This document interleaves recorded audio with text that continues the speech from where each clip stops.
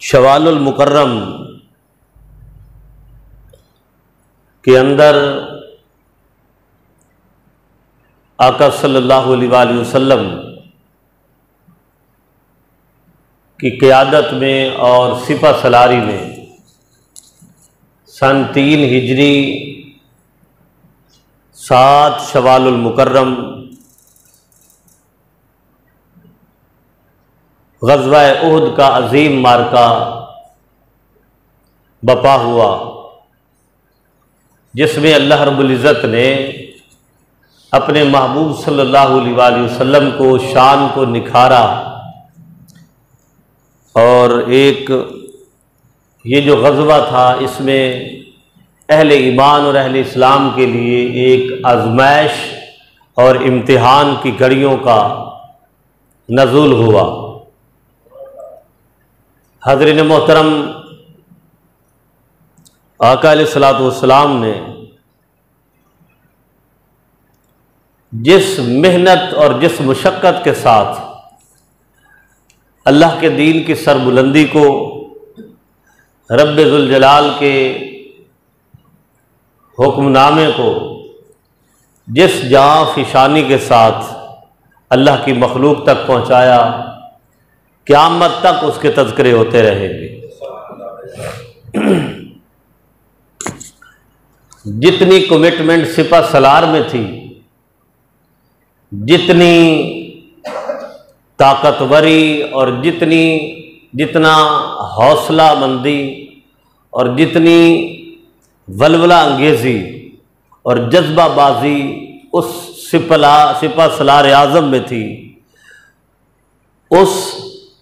ہادی دو جہاں صلی اللہ علیہ وسلم میں تھی، تو جو حضور علیہ الصلوۃ والسلام کی زبان مبارک پر اللہ کی توحید پر لبیک کہتا گیا،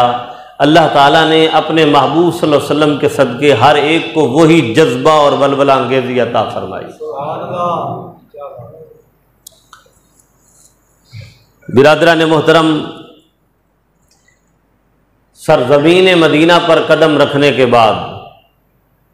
تمام تر معاملات حضور علیہ الصلوۃ والسلام نے سنبھالے، لیکن اہل کفر مشرکین کسی بھی صورت یہ نہ چاہتے تھے کہ حضور علیہ الصلوۃ والسلام اور اسلام اور دین الہی مضبوط اور مستحکم ہو، لیکن اللہ رب العزت کی شان کی هو الذی ارسل رسولہ بالہدی ودین الحق لِیُظْہِرَہُ عَلَى الدِّینِ کُلِّہِ وَکَفَى بِاللَّہِ شَہِیدًا، یہ اللہ تعالیٰ کا فیصلہ تھا اور رب ذوالجلال کی بارگاہ کا یہ عزم مصمم تھا کہ میرے حبیب صلی اللہ علیہ وسلم آپ پر میں نے اپنا نہ صرف دین مکمل کرنا ہے بلکہ سارے ادیان باطلہ پر غالب بھی فرمانا ہے۔ تو آقا علیہ الصلوۃ والسلام کی محنت کو دیکھ کر کفار بھی سرسیمگی کا شکار ہو جاتے تھے۔ جس طرح ڈٹرمینیشن، جس طرح ڈیووشن اور جس طرح آقا علیہ الصلوۃ والسلام کی ایک دلیرانہ اور بہادرانہ جرت مندانہ پالیسی تھی، اس کو دیکھ کر کفار بھی گھبرا جاتے تھے، حالانکہ وہ کثرت میں تھے، ہر چیز ظاہری طور پر ان کے پاس تھی، ظاہری طور پر ان کے پاس تھی، ہتھیار ان کے پاس، سواریاں ان کے پاس، جنگجوؤں کی کثرت ان کے پاس، لیکن اگر ادھر تھی تو اللہ کی طاقت تھی اور رسول کریم صلی اللہ علیہ وسلم کی کمٹمنٹ تھی، کمٹمنٹ تھی، نہیں تو توبہ نعوذ باللہ مکہ کی کوئی گلی، کوئی بازار، کوئی کونا ایسا نہیں تھا جہاں پر اہل مکہ نے کفار و مشرکین مکہ نے توبہ نعوذ باللہ حضور علیہ الصلوۃ والسلام کو اپنی طرف سے ذلت امیزی کرنے میں کوئی دقیقہ فروغ گزاشت کیا ہو۔ آقا علیہ الصلوۃ والسلام کو گالیاں دی گئیں، توبہ نعوذ باللہ، حضور علیہ الصلوۃ والسلام پر مٹیاں پھینکی گئیں، توبہ نعوذ باللہ، گوبر پھینکے گئے، آقا صلی اللہ علیہ وسلم کے راستے میں کانٹے بچھائے گئے، حضور علیہ الصلوۃ والسلام کے لیے گڑھے کھودے گئے، آقا علیہ الصلوۃ والسلام کے لیے کیا کیا انہوں نے پلاننگ نہیں کی، لیکن کمال کی بات ہے کہ جس عزم ہمت سے حضور علیہ الصلوۃ والسلام نے اللہ کی توحید کو پہنچایا اور بلند فرمایا اور اپنی رسالت کے لیے جو ہے ساری مخلوق تک پیغام پہنچایا، تو اللہ رب العزت نے اپنے محبوب صلی اللہ علیہ وسلم کو پھر سرفرازی اور فخر سے آپ کا سر بلند فرما دیا۔ برادران محترم، غزوہ احد جو ہے یہ حضور علیہ الصلوۃ والسلام کے متبعین کے لیے، آقا علیہ الصلوۃ والسلام کے پیروکاروں کے لیے، حضور کے عاشقوں کے لیے، حضور کے اصحاب کے لیے ایک آزمائش اور امتحان کا غزوہ تھا۔ اور اس غزوہ میں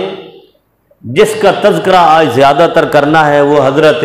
سید الشہداء، اسد الرسول، اسد اللہ، حضرت حمزہ بن عبد المطلب، حضرت امیر حمزہ رضی اللہ تعالیٰ عنہ ہے، جو حضور علیہ الصلوۃ والسلام کے آقا صلی اللہ علیہ وسلم کے چچا بھی ہیں، حضور کے چچا بھی ہیں آقا صلی اللہ علیہ وسلم کے، اور حضور علیہ الصلوۃ والسلام کے رضائی بھائی بھی ہیں۔ حضرت ثویبہ رضی اللہ تعالیٰ عنہ جنہوں نے آقا صلی اللہ علیہ وسلم کو اپنا دودھ پلایا تھا، اسی ثویبہ کا حضرت امیر حمزہ نے بھی 2 سال پہلے دودھ پیا تھا، اس لحاظ سے رضائی بھائی بھی بن گئے۔ اور پھر حضرت آمنہ والدہ مائدہ رسول کریم صلی اللہ علیہ وسلم، یعنی آپ کی والدہ، آقا صلی اللہ علیہ وسلم کی والدہ، اور حضرت امیر حمزہ رضی اللہ تعالی عنہا کی والدہ، یہ دونوں آپس میں چچا زاد بہنیں بھی تھیں، آپس میں چچا زاد بہنیں بھی تھیں۔ تو اس لحاظ سے بھی حضرت امیر حمزہ رضی اللہ تعالیٰ عنہ کے ساتھ حضور علیہ الصلوۃ والسلام کا تعلق،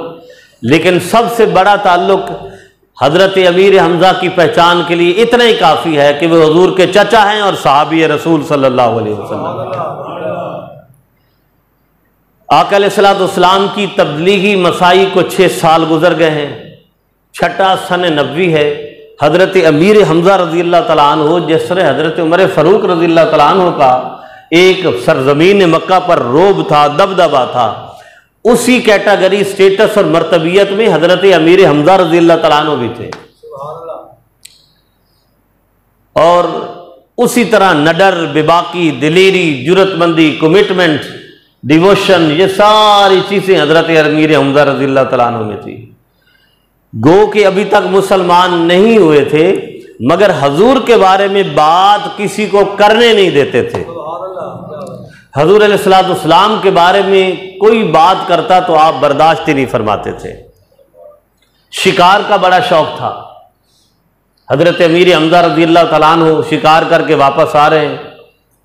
تو ادھر ابو جہل نے آقا صلی اللہ علیہ وسلم کو توبہ نعوذ باللہ حضور کی بارگاہ میں بے ادبی کی، گستاخی کی، شتم کیا، فوش گالیاں بکی،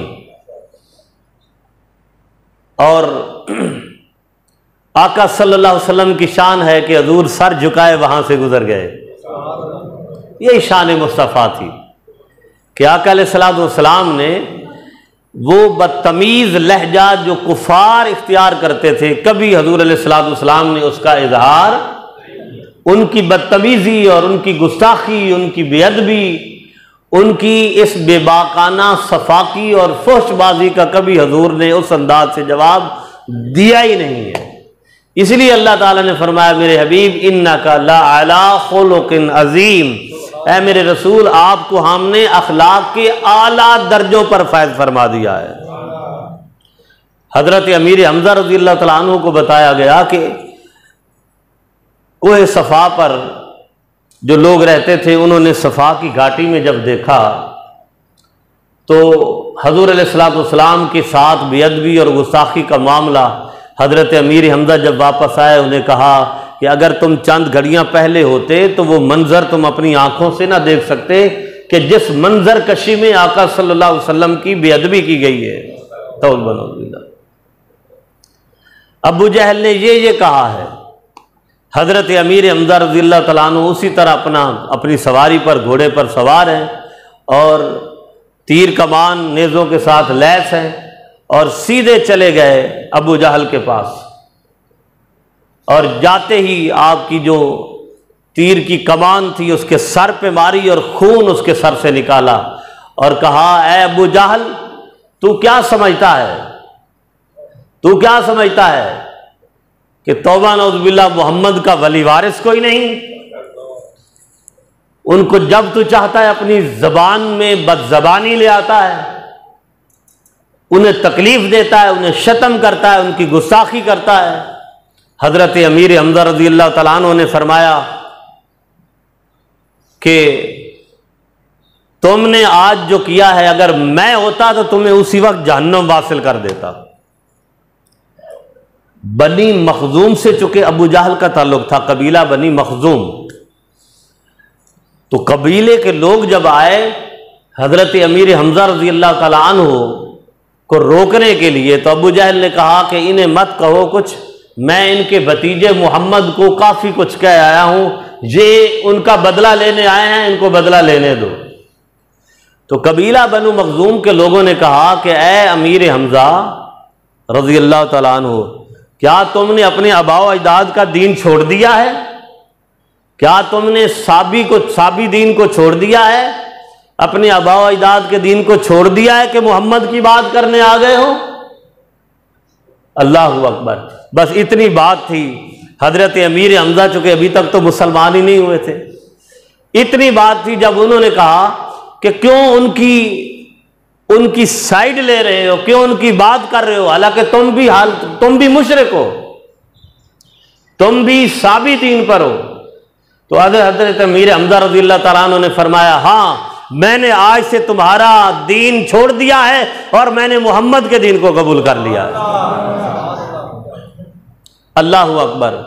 گھر گئے، ساری رات پریشان رہے، ساری رات حضرت امیر حمزہ رضی اللہ تعالیٰ عنہ پریشان رہے کہ مجھے مکہ والے کیا کہیں گے، اہل مکہ کیا کہیں گے، میرے قبیلہ قریش والے کیا کہیں گے، خاندان ہاشم والے کیا کہیں گے کہ اپنے آباء و اجداد کو چھوڑ دیا ہے۔ صبح اٹھے، حضور علیہ الصلوۃ والسلام کی بارگاہ میں گئے اور عرض کیا کہ یا رسول اللہ صلی اللہ علیہ وسلم، میں نے کل جو ابو جہل نے آپ کے ساتھ بدتمیزی کی تھی میں نے ان کا بدلہ لے لیا ہے، میں نے اس کا بدلہ لے لیا ہے۔ مجھے پتا چلا کہ آپ کے ساتھ انہوں نے بہت زیادہ طوفان بدتمیزی کھڑا کیا، میں نے آج بدلہ لے لیا ہے، میں نے ابو جہل کا سر پھاڑ دیا ہے۔ حضور علیہ الصلوۃ والسلام نے فرمایا اے میرے چچا، مجھے اس کی کوئی خوشی نہیں، مجھے اس کی کوئی خوشی نہیں کہ میرا تم نے بدلہ لے لیا ہے، میں اس وقت خوش ہوں گا جب تم میرا کلمہ پڑھ لو گے۔ اللہ اکبر۔ ذات مصطفیٰ کو دیکھیں، حضور کو خوش ہونا چاہیے تھا بتقاضا فکر انسانیت اور بشریت، مگر حضور نے فرمایا میرا بدلہ لے آئے ہو، مجھے اس کی کوئی مسرت نہیں، کوئی خوشی نہیں۔ محمد صلی اللہ علیہ وسلم کو اس وقت خوشی ہوگی جب امیر حمزہ اللہ کی توحید اور محمد کی رسالت کو اپنے سینے سے لگا لیں گے۔ حضرت امیر حمزہ رضی اللہ تعالیٰ عنہ نے کہا کہ اگر آپ کی یہ خواہش ہے، پھر حضور علیہ الصلوۃ والسلام نے کافی کچھ بتایا، ہدایات دی، اللہ کے احکامات بتائے، آخرت کی، قبر کی، بہت ایک خطبہ طویل آیا جو جب حضرت امیر حمزہ رضی اللہ تعالیٰ عنہ سے حضور کی بات ہوئی، وہ سن کر پھر حضرت امیر حمزہ واپس گھر گئے اور دوسرے دن آ کے کہا کہ اے میرے بھتیجے، آج سے میرے لیے آپ محمد بن عبداللہ نہیں بلکہ محمد رسول اللہ ہو گئے، آج مجھے اپنا کلمہ پڑھا دیجیے۔ یہ وہ حضرت امیر حمزہ رضی اللہ تعالیٰ عنہ ہے چھٹے سن نبی میں، اور پھر وہ دن کہ پھر 7ویں سن نبی میں پھر حضرت عمر فاروق رضی اللہ تعالیٰ عنہ مسلمان ہو گئے، پھر اللہ تعالیٰ نے تقویت دی اور حضرت امیر حمزہ رضی اللہ تعالیٰ عنہ حضور علیہ الصلوۃ والسلام کے ساتھ سائے کی طرح رہے، سائے کی طرح رہے، جیسے کسی انسان کا سایہ ساتھ رہتا ہے۔ اور حضور علیہ الصلوۃ والسلام کی جتنی پہرے داری ہوتی تھی، نگہداشت ہوتی تھی، نگہبانی ہوتی تھی، جتنی گارڈین کے پروٹیکشن کے سیلف جتنی حفاظت کا ذمہ، آپ یہ سمجھے کہ حضور علیہ الصلوۃ والسلام کے چیف سیکورٹی آرگنائزر بن گئے، چیف سیکورٹی آرگنائزر۔ آقا علیہ الصلوۃ والسلام کی طرف پھر کوئی انگلی نہیں اٹھاتا تھا، اور حضرت امیر حمزہ رضی اللہ تعالیٰ عنہ نے پھر چھوٹے موٹے سرایا، ایک تو ہوتا ہے نا غزوہ، غزوہ وہ ہوتا ہے، اب 27 غزوات وہ ہیں جن میں آقا علیہ الصلوۃ والسلام نے بے نفس نفیس خود شرکت فرمائی ہے۔ وہ غزوہ ہوتا ہے جنگ بڑی جس میں آقا صلی اللہ علیہ وسلم نے خود شرکت فرمائی، اور جس میں آقا علیہ الصلوۃ والسلام نے کسی اپنے جلیل القدر صحابی کو سپہ سالاری دی ہو، قیادت دی ہو، کسی کو کمانڈر بنایا ہو، کسی کو نگہبان بنایا ہو، 300 400 500 800 100 اصحاب کا لشکر دے کر کے جاؤ اور اللہ کے دین کی سربلندی کے لیے جاؤ، اسے سریہ کہتے ہیں، اور اس کی جمع ہے سرایا۔ تو حضرت امیر حمزہ رضی اللہ تعالیٰ عنہ نے درجن کے قریب سرایا میں بھی سپہ سالاری فرمائی، حضور علیہ الصلوۃ والسلام کی طرف سے انہیں جو ہے اپوائنٹ کیا گیا، مقرر کیا گیا، اور جس طرف بھی بھیجا گیا حضرت امیر حمزہ فتح اور نصرت کے جھنڈے لہراتے ہوئے واپس آئے۔